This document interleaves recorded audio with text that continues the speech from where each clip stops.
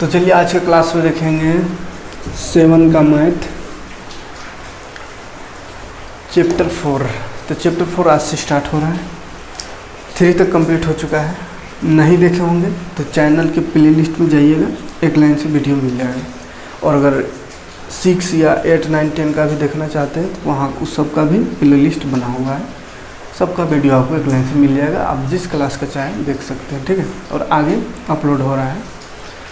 तो चलिए शुरुआत करते हैं आज वीडियो का। तो चैप्टर 4 में देखना है परिमेय संख्या, इंग्लिश में बोलते हैं रेशनल नंबर। अब ये होता क्या है पहले थोड़ा सा समझ लेते हैं।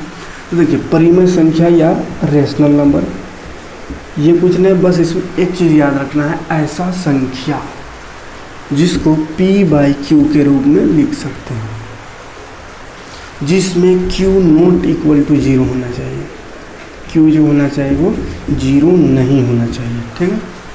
इतना ही से याद रखना है। परिमेय संख्या जहाँ भी आए तो p/q, अभी p/q भी नहीं समझ में आ रहा है तो इतना से याद रखिएगा कि ऐसा संख्या जिसको बट्टा में, बट्टा तो समझ में आता है, p/q या p/q या p/q पढ़ते हैं। तो बट्टा में यानी डिवाइड में जो जिस संख्या को लिख सकते हैं, फ्रैक्शन में बोल सकते हैं, भिन्न में बोल सकते हैं। तो जिस संख्या को भिन्न में लिख सकते हैं, फ्रैक्शन में लिख सकते हैं या बट्टा में लिख सकते हैं, वो सब संख्या को परिमेय संख्या कहते हैं।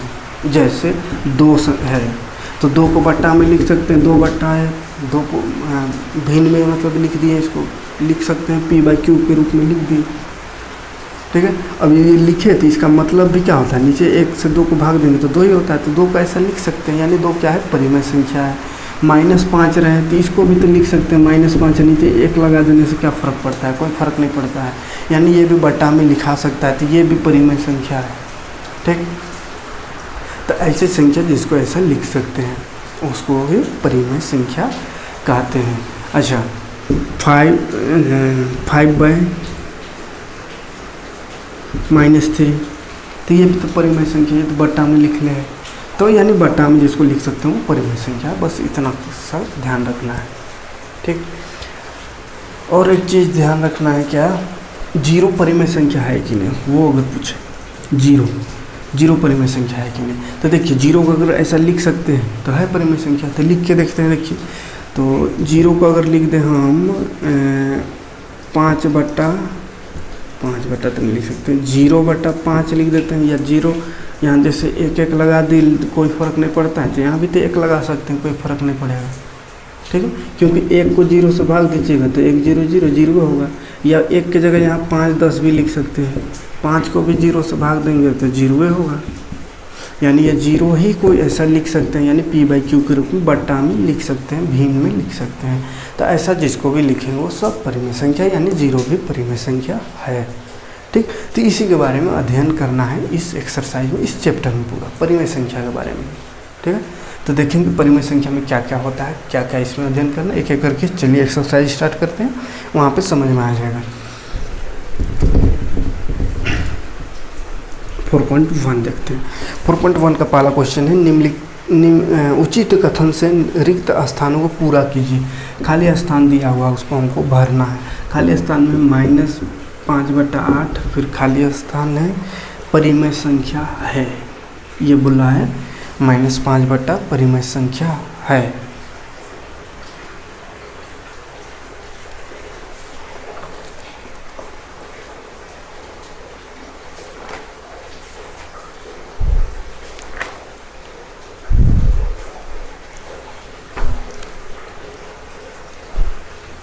तो इतना खाली स्थान दिया, उसके बाद लिखल है परिमेय संख्या है। तो इसमें क्या भराएगा, तो देखिए परिमेय संख्या जब भी रहे तो धनात्मक या ऋणात्मक। धनात्मक मतलब क्या, प्लस में है कि माइनस में, उसको लिख सकते हैं, उसको यहाँ पे लिखना है, ठीक है। यानी ये धनात्मक परिमेय संख्या है कि ऋणात्मक है। तो धनात्मक मतलब क्या होता है, धनात्मक मतलब जो प्लस में रहेगा उसको धनात्मक, जो माइनस में उसको क्या बोलते हैं, ऋणात्मक। तो प्लस में है कि माइनस में, उसको देखेंगे और लिख देंगे कि धनात्मक है कि ऋणात्मक। तो देखिए 2 माइनस दिख रहा है, तो दिखने में लग रहा है ऋणात्मक होना चाहिए, लेकिन ऋणात्मक है नहीं। क्यों नहीं है, क्योंकि देखिए माइनस ऊपर भी नीचे भी है, तो माइनस माइनस तो कट रहा है, यानी क्या है, प्लस में है ये। या माइनस को माइनस से भाग देंगे तो माइनस माइनस प्लस हो जाएगा, ठीक है। मतलब क्या है, ये प्लस में है, तो प्लस में है उसको क्या बोलते हैं, धनात्मक। तो यहाँ भराएगा धनात्मक पूर्णांक, ठीक है, कोई दिक्कत नहीं है। अगला क्वेश्चन है संख्या रेखा में जीरो के, बोला है जीरो के खाली स्थान -1/2 अंकित होता है, -1/2। शॉर्ट में बता रहे हैं, समझा दे रहे हैं खाली, है ना। जीरो के खाली स्थान -1/2 होता है, जीरो के खाली स्थान -1/2 होता है। मतलब इसमें बनना है कि दायां होता है कि बायां होता है संख्या रेखा में। तो संख्या रेखा कैसा होता है, ऐसा बीच में होता है जीरो, इधर 1 2 3 4, ये तो पता है संख्या रेखा इसी को बोलते हैं। इधर क्या रहता है, माइनस में -1 -2 -3 -5, इस तरह से -6 इधर डॉट डॉट जाते रहेगा, इधर भी, ठीक है। अब बोला जीरो जो है -1 का इधर लेफ्ट या राइट में है, दायां कि बायां में है, तो कौन, जीरो जो है ये वाला -1/2। तो -1/2 कहाँ होगा भाई, तो माइनस में है तो इधर होगा, माइनस इधर ना होता है, तो -1/2 मतलब आधा होता है, तो यहाँ पे कहीं पे होगा। तो ये जो -1/2 यहाँ पे कहीं पे होगा, तो ये जीरो के किधर है,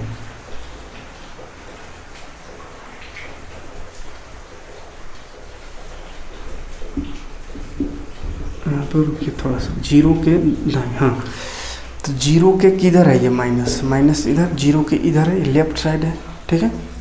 क्या किधर, ये हो गया राइट साइड, ये लेफ्ट साइड, मतलब बायां साइड। तो क्या लिखेंगे यहाँ, बाएं साइड। तो जीरो के बाएं ओर -1/2 है, ठीक है, हाँ, कोई दिक्कत नहीं।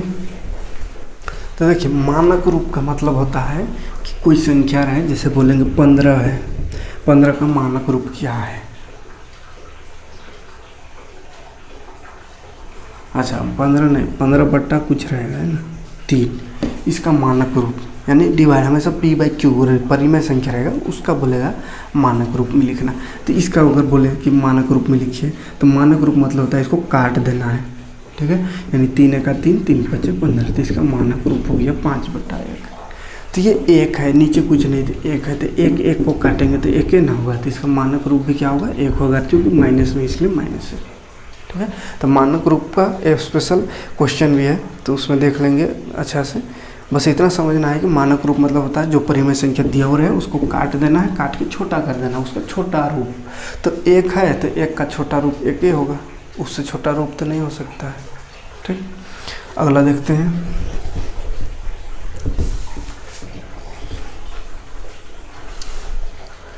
यदि PQ का सार्वगुणनखंड m है तो p/q,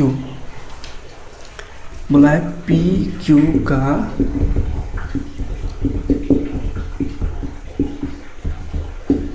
सार्वगुणनखंड m है तो p/q बराबर खाली स्थानों पर q + m, अच्छा भाग है q/m, ठीक। तो P.Q का सार्वगुणनखंड दिया हुआ है m, तो अगर P बटा इसको कर दें ऐसा P/Q, तो बराबर क्या होगा, ऊपर में वो भरना है, नीचे हमको दिया हुआ है, ठीक है।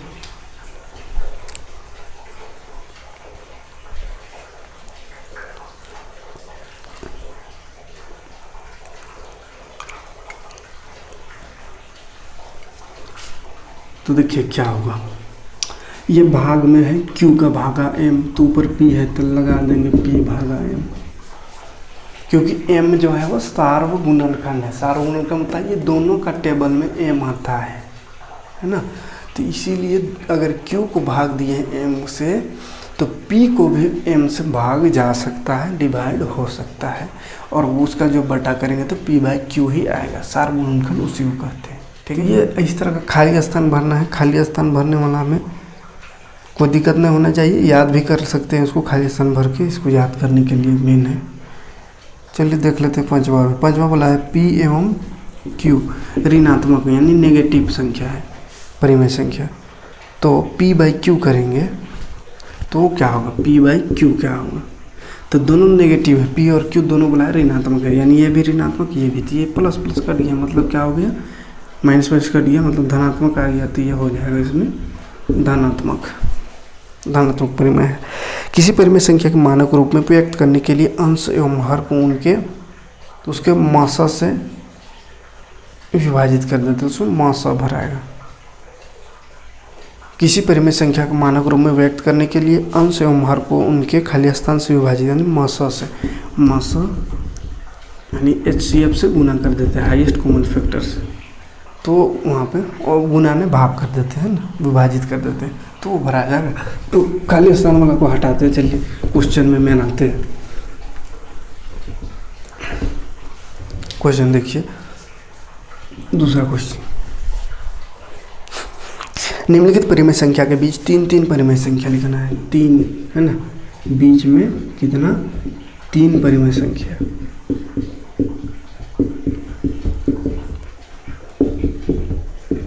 तो 2 संख्या दिया हुआ है, वो दोनों के बीच में हमको 3 परिमेय संख्या लिखना है। ठीक है, जैसे पहला है -2 और 5, तो ये दोनों के बीच 3 परिमेय संख्या लिखना है।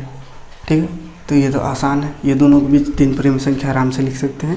-2 और 5 के बीच, तो देखिए -2 कहाँ होगा, 0 1 2 3 4 5, 1 2 3 4 5, इधर 5 हुआ, इधर -1 -2, तो -2 और 5, यहाँ से यहाँ के बीच का 5 कितना 3 परिमेय संख्या लिखना है। तो 3 को 1 2 3, किसी को भी 1 2 3, तो किसी को भी लिख सकते हैं, इसके और इसके बीच का। तो 1 2 3 4 5 6 है, 6 में से 3 को किसी को भी लिख सकते हैं, तो हो सकता है 2 3 4 भी हो सकता है, 1 2 3 भी हो सकता है, 0 1 2 भी हो सकता है। ठीक है, तो किसी को भी आप चाहे आंसर लिख सकते हैं, खाली ये दोनों के बीच का 3 को संख्या लिखना है। तो दोनों के बीच में तो बहुत सारा संख्या है, इसमें से 3 को लिखना है, तो इसलिए इसका आंसर कोई भी हो सकता है। तो इसका बुक में आंसर मिलाने की कोशिश मत कीजिएगा, हो सके तो बुक में ये होगा, हो सके तो ये होगा या ये होगा, या इसके अलावा भी बहुत सारा होता है संख्या ये दोनों के बीच में, या 1 और 2 के बीच में भी बोले ना, तो 1 और 2 के बीच में ऐसा लग रहा है कि कोई संख्या नहीं होता है, लेकिन परिमेय संख्या की बात करें तो 1 और 2 के बीच में भी बहुत सारा परिमेय संख्या होता है। तो इसीलिए इसमें जब भी बोले परिमेय संख्या बुक में रहे निकालना, तो उसको बनाइएगा।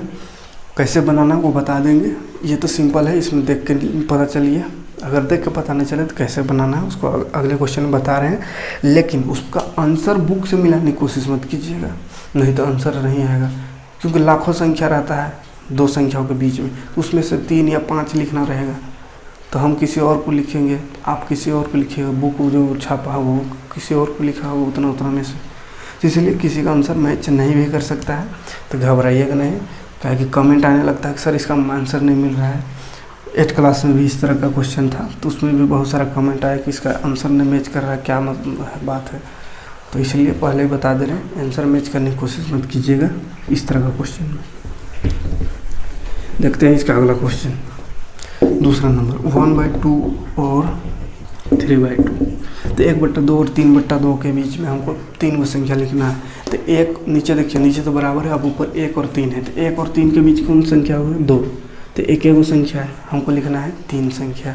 ठीक है, तो जब भी ऐसा 2 परिमेय संख्याओं के बीच 3 4 5 जितना भी संख्या निकालना रहे बीच का, तो क्या करेंगे, बट्टा में रहेगा तो पहले हर को बराबर कर लेंगे। तो देखिए हर तो पहले से यहाँ बराबर है, तो बराबर करने की ज़रूरत नहीं है। और अगर हर बराबर हो गया तो उसके बाद क्या करेंगे, जितना संख्या बोलेगा उससे 1 बड़ा, उससे 1 ज़्यादा से गुना कर देंगे, दोनों ऊपर नीचे। ठीक है, यानी 1/2 को गुना कर देंगे, 3 बोला है तो 4 से, तो ऊपर हो गया 4 का 4/4 दूनी 8। ये 3/2 को भी गुना कर देंगे 4 से, तो ऊपर भी 4 से, तो 4 थी 12/8। ठीक, अब देखिए क्या आ गया, 4/8 और 12/8। अब ये दोनों के बीच देखिए, यानी यही संख्या है, ये भी क्या है, यही है, क्योंकि इसको काटेंगे तो 4 का 4 4 दूनी 8, 1/2 ही है।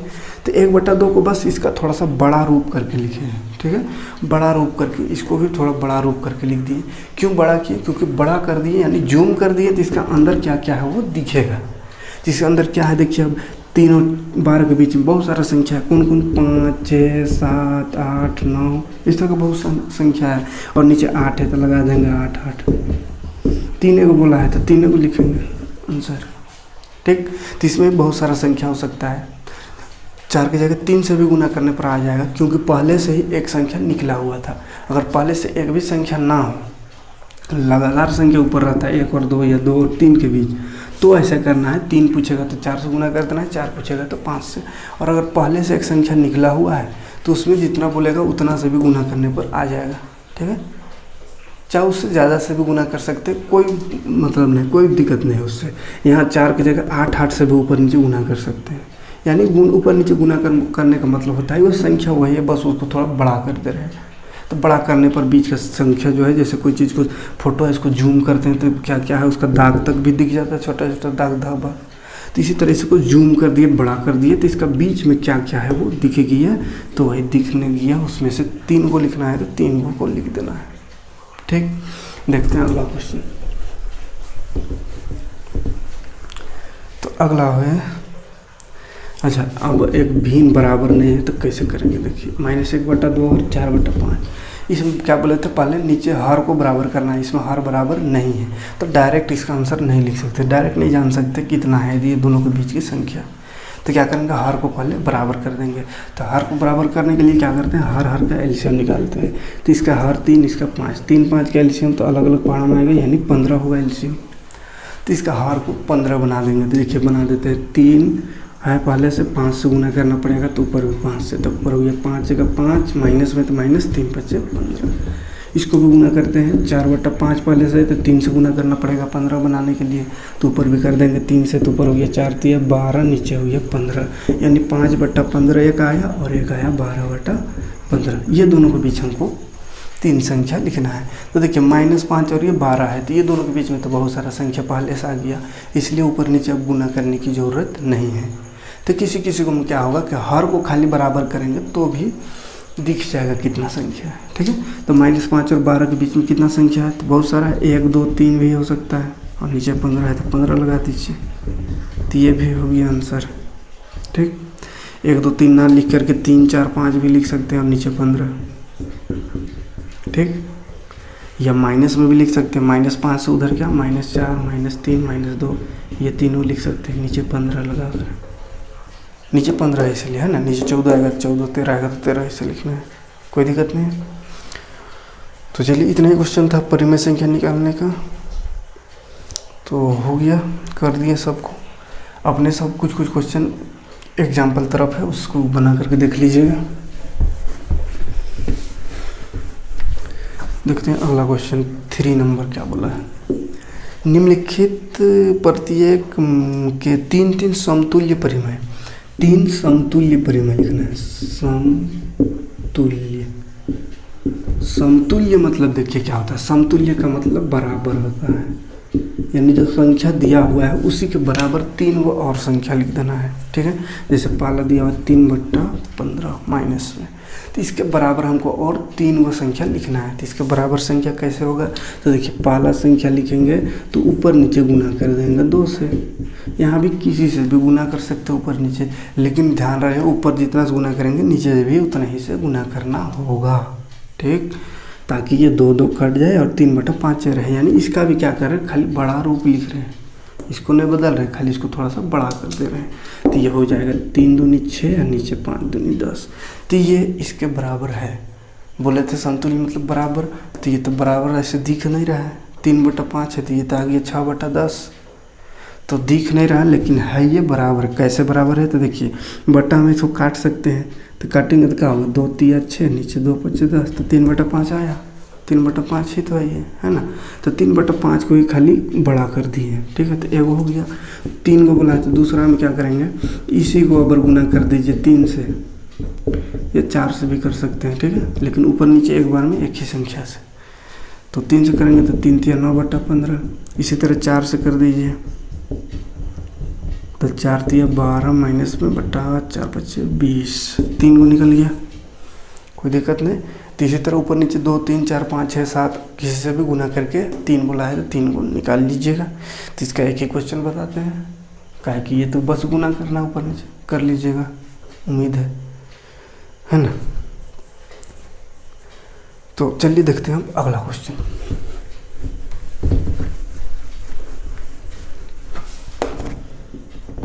चौथा क्वेश्चन, चौथा बोला है निम्नलिखित प्रतिरूपों के प्रत्येक के 3 और परिमेय संख्या लिखे। तो कुछ प्रतिरूप दिया हुआ है, जैसे 1/2 -2/-4 3/6 -4/8। तो इसके आगे हमको और 3 को लिखना है, ठीक है। ये प्रारूप प्रतिरूप दिया हुआ है, इसके आगे हमको और 3 को परिमेय संख्या लिखना है, ठीक। तो कैसा है उसको पहले समझिए, किस तरह से लिखा हुआ है उसी के आधार पे आगे लिखना है। तो देखिए 1/2 है पहला में, दूसरा में 2/4, यानी क्या हुआ है उसको समझिए। 1/2 है तो ये ऊपर नीचे 2 से गुना हो गया है, तो 2 1 2 हो गया, नीचे 2 दूनी 4, लेकिन माइनस माइनस से भी गुना हुआ है, यानी 1/2 जो था वो -2 और -2 से गुना हो गया, तब ना -2 1 2 हुआ ऊपर, और नीचे 2 दूनी 4 माइनस में, ठीक। उसके बाद क्या हुआ, तो ये वाला आ गया ना। फिर उसके बाद यहाँ क्या हुआ, तो 3/6 है, तो ये गुना हो गया 3/6। अच्छा ठीक। देखिए ये 2 से गुना हुआ, अब ये 3/6 है, मतलब अब अगला स्टेप में कितना से गुना हो गया, तो यही 1/2 गुना हो गया 3 से ऊपर नीचे, तो हो गया 3 1 3 और 3 दूनी 6, 3/6 आ गया, अरे -2/4। फिर ये 1/2 ही जो था पहला में, यानी जो है वही अब गुना हो गया ऊपर -4 नीचे 4 से, माइनस में है -4 से, तो ऊपर हो गया -4 नीचे हो गया -4 दूनी 8 आया इतना। तो क्या हुआ है इसमें, इस क्वेश्चन में, तो पहले गुना हुआ -2 से ऊपर नीचे, फिर अगला में 3 से गुना हुआ, फिर अगला में -4 से, तो इसके बाद क्या होगा, देखिए 2 3 4, तो अब कितना से गुना हो जाएगा, यही 1/2 5 से गुना हो जाएगा, ठीक। तो एक बार प्लस माइनस से गुना होता है, एक बार प्लस, तो यहाँ माइनस से हुआ है, यहाँ प्लस से, यहाँ माइनस से, तो यहाँ प्लस से होगा। फिर इसके बाद क्या होगा, 5 के बाद 6 से गुना हो जाएगा, लेकिन -6 से, ठीक, 2 हो गया। फिर इसके बाद क्या होगा, 7 से गुना हो जाएगा, लेकिन अब +7 से, ठीक।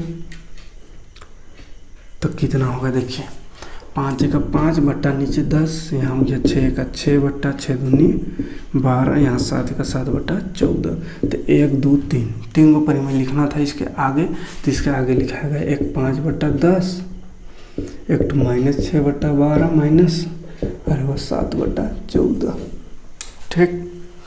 तो मतलब ये जो प्रारूप दिया हुआ है उसी को समझ के उसी के आधार पे, मतलब इसमें जिस जो काम हो रहा है वही काम को आगे भी बढ़ा करके 3 को लिखना है। तो यहाँ देखिए पहला में 2 से गुना हुआ, उसके बाद 3 से गुना हुआ, फिर 4 से, तो आगे कर देंगे 5 से, फिर 6 से, फिर 7 से, और चूंकि एक बार माइनस से हुआ, फिर प्लस से, फिर माइनस से, तो फिर प्लस से होगा, फिर माइनस से, फिर प्लस से, ठीक, अल्टरनेट हुआ। देखते हैं इसका अगला क्वेश्चन।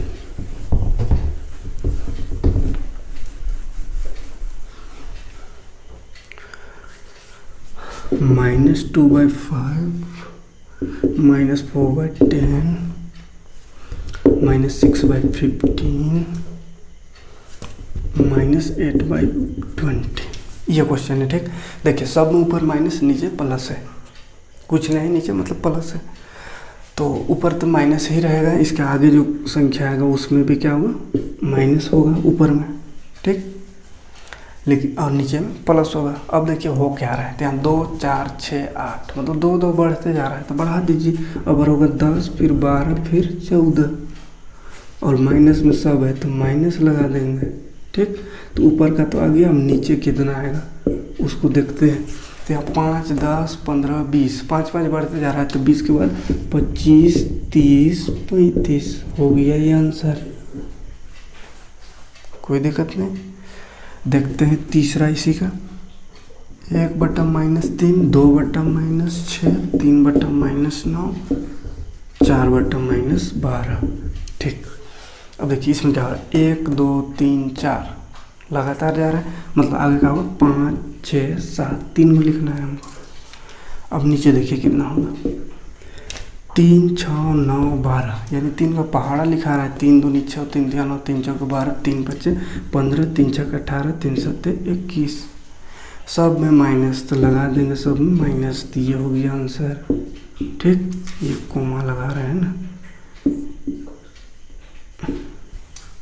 कोई दिक्कत नहीं। एक बच गया, अपने से कर लीजिएगा इसका चौथा नंबर क्वेश्चन। ऊपर है 3 9 15 21 यानी 6 6 बढ़ रहा है, तो आगे 6 6 बढ़ा दीजिएगा 3 बार। फिर नीचे 4 12 20 यानी 4 का पहाड़ा, और 4 से 12 हुआ तो 8 8 बढ़ रहा है, तो नीचे 8 8 बढ़ा दीजिएगा। ठीक, तो चलिए आज की वीडियो में इतने देखते हैं। थोड़ा सा और बहुत ज़्यादा क्वेश्चन है, 5 6 क्वेश्चन है, तो एक ही वीडियो में करेंगे तो बहुत ज़्यादा लंबा हो जाएगा, तो अगले वीडियो में देखेंगे इसका आगे का।